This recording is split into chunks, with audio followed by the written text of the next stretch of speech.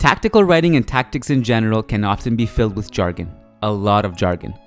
Reading through articles from certain sites can make it feel like you're studying an academic paper. Oftentimes, much of this jargon is unnecessary and simply serves to artificially elevate the intellect of the writer. However, many footballing terms exist for a reason, and understanding some of the most commonly used terms can be useful in enhancing your knowledge of the game. In this video, we've decided to break down 10 tactical concepts in layman's terms. Our list is by no means exhaustive, and we will post some links in the description if you want to learn more. This is a term Om and I use a lot in our work, and we often get questions about what it means. Half spaces sound very intimidating, but it's quite simple. It's really just a description of a part of the football pitch. If the center and wings describe the middle and wide areas of the field respectively, the half spaces describe the spaces of the field that sit in between the center and the wings. This is another extremely common term that is used over and over again in tactical circles and increasingly by the regular fan. An overload refers to a situation when a team has more players than the opposition in a given area of the pitch. For example, in Zidane's 4-4-2 diamond in the 2016-2017 season, Isco would drop into midfield or move into wide areas to overload the opposition's structure and help Madrid progress the ball. An overlap occurs when a late runner bursts down the wing to receive a pass behind the opposing team's defensive line. The player giving the pass usually tends to be sitting on the wing in question or in the half space closest to the overlapping runner. The overlapping runner is predominantly a fullback, with Jordi Alba being a great example of this. In Alba's case, he often receives passes from Messi, who, contrary to the norm, often initiates the pass from the half space further away from the wing in question. An underlap occurs when a late runner makes a run into the half space to receive a pass behind the defensive line. Again, these are usually made by fullbacks, while the pass comes from a player positioned on the wing closest to play. A player who makes these types of runs well is none other than Real Madrid's own Ferland Mendy. Compactness refers to the spacing between a team's line of players and is normally used to describe defensive structures.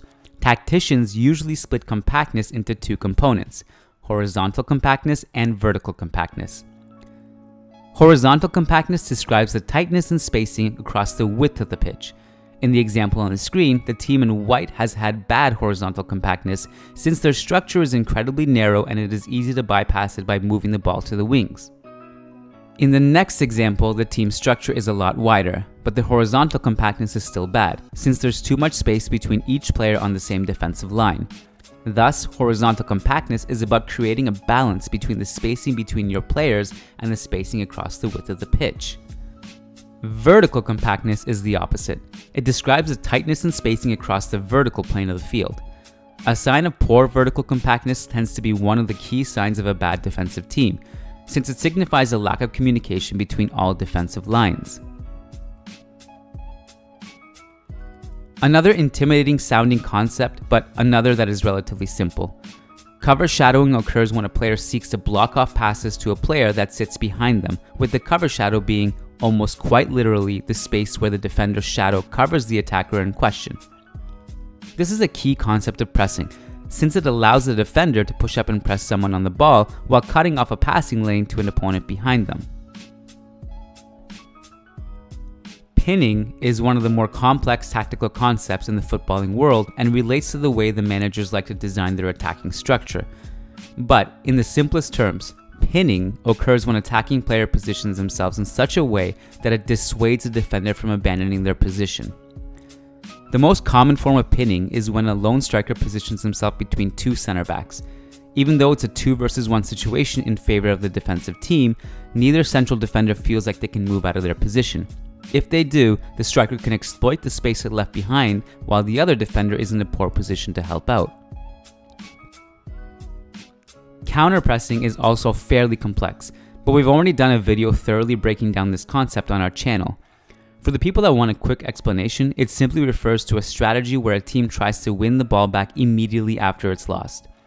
But be sure to check out our video on it, since there are many ways to counterpress and some of the best tacticians in history have used this tactic.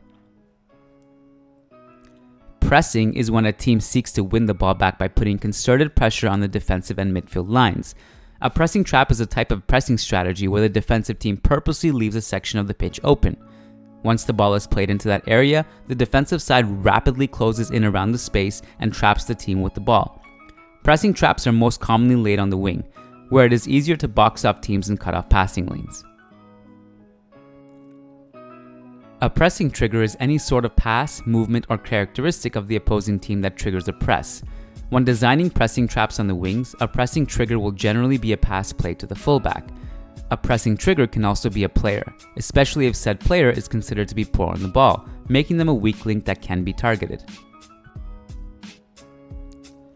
You will hear tacticians throwing these words around a lot when discussing attacking tactics.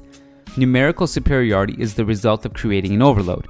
Many coaches seek to create numerical superiority in the build-up phase by having their defensive midfielder drop between the center backs to overload two strikers.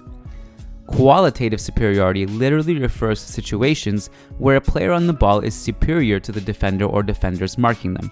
So, if you can get the ball to Eden Hazard in a 1 versus 1 against a fullback, Real Madrid are considered to have qualitative superiority in this situation. Structural superiority is less straightforward. It relates to the overall structure of a team being superior to an opposing team's structure. This can be very hard to judge, but in general, structural superiority can be observed in the way it creates numerical and qualitative superiority. In this way, all these types of superiorities are linked. We hope you found this video informative and enjoyable, even if it wasn't directly related to Real Madrid. Thanks for watching this week's School of Real Madrid video. If you like our work, please consider supporting us through our Patreon and be sure to follow us on all our social media channels.